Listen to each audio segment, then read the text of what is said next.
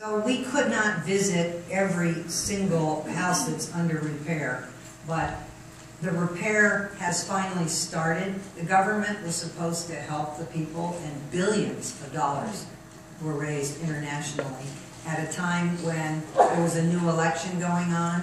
So the old pigs at the trough were being retired, and the new pigs at the trough were being brought in, and there was supposed to be a rewriting of the Constitution. The people have been waiting in this new democracy for 10 years for a new Constitution, and in the end, it got rushed and left out a whole group of people who live right on the border between India and Nepal, on the main highway between the two countries. Nepal is landlocked. It imports about 90% of its goods from India, and the Madheshi group that lives on the border that didn't get the action they wanted in the new Constitution strangled that border.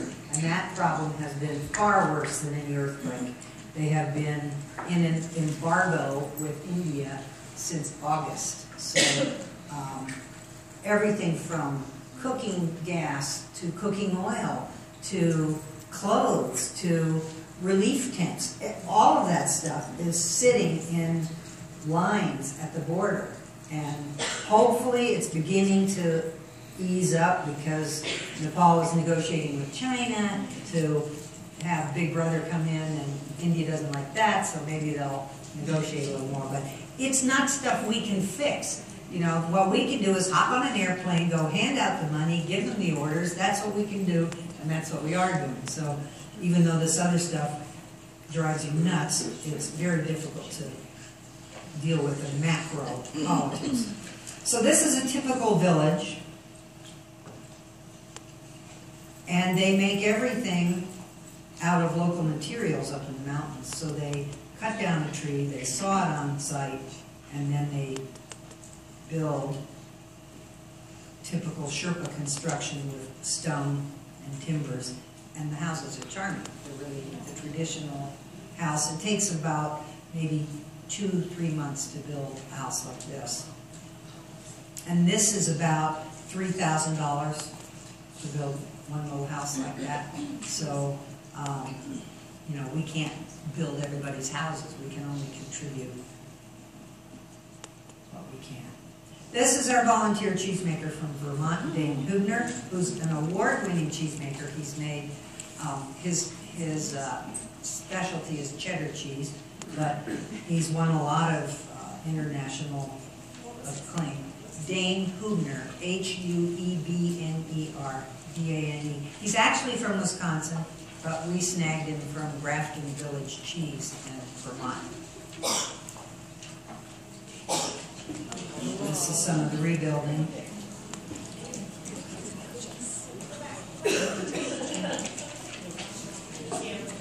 I tell you what I can do. We can put every photo in this show into a Dropbox. With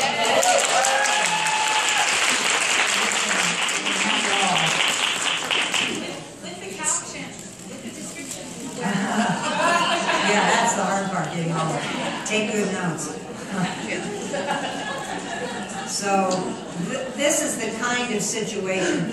By the way, it looks nice and sunny. It's about 35 degrees. It's chilly, as was my room. I did not bathe for 10 days. It was too cold. So that's actually a woman, monk, rebuilding at the monastery we visited, Tukacholi.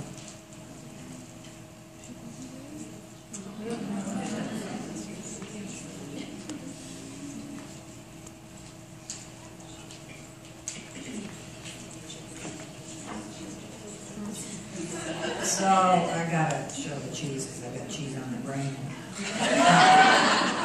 I spent part of my summer visiting cheese operations, small scale, in the U.S.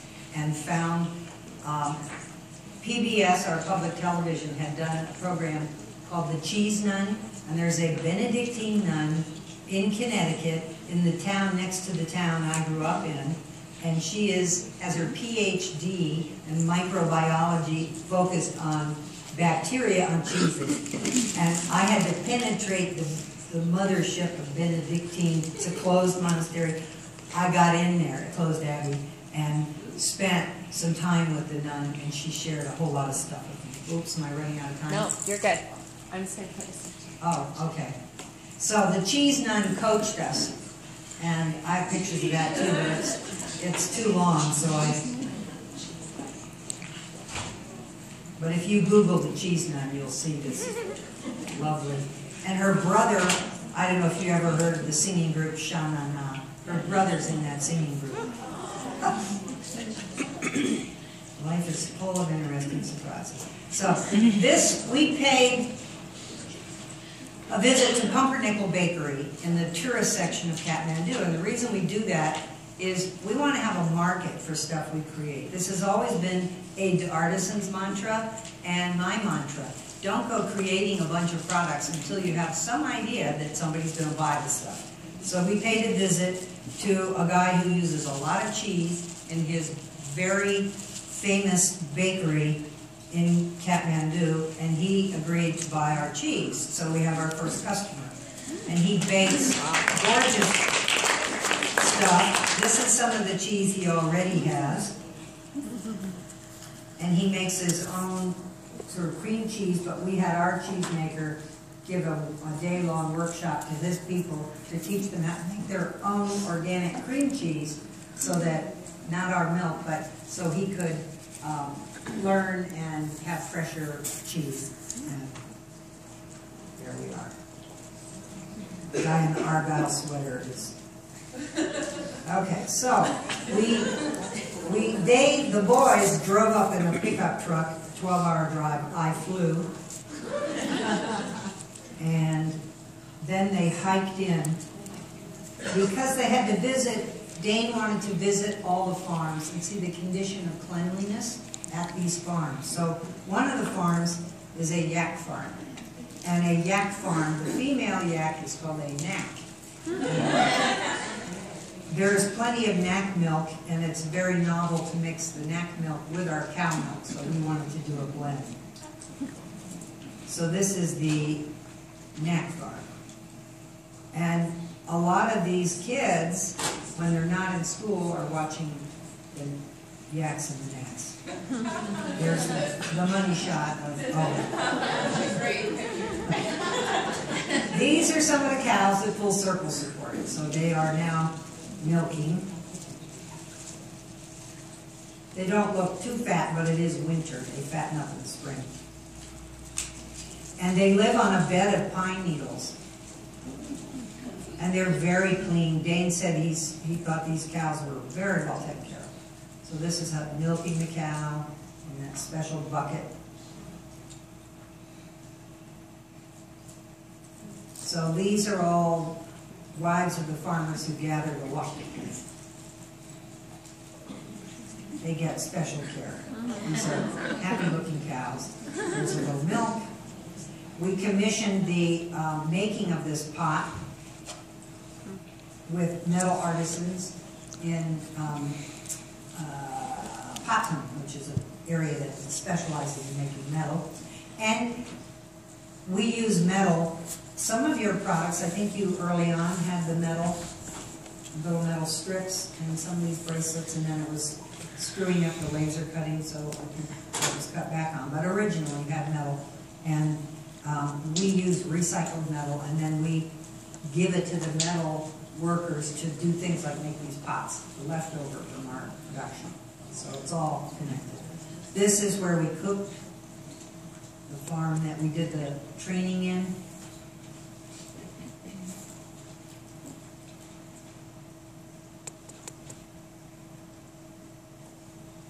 And they all were good readers and writers, which helped matters. I think we only had 2 illiterate out of 12 in this workshop.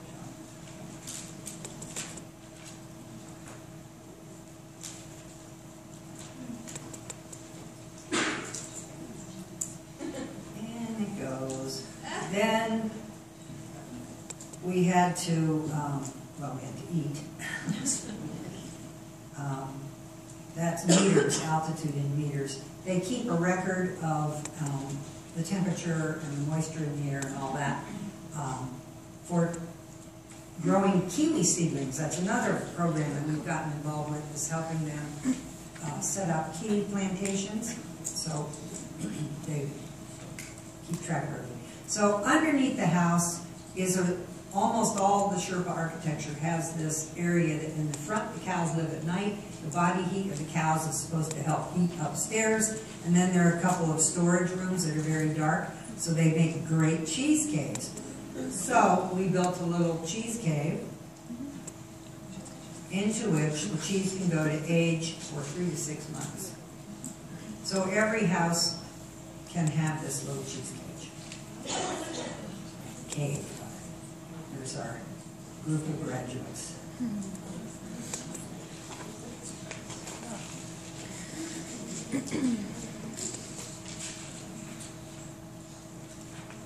Full Circle has been working in Baflu for some time.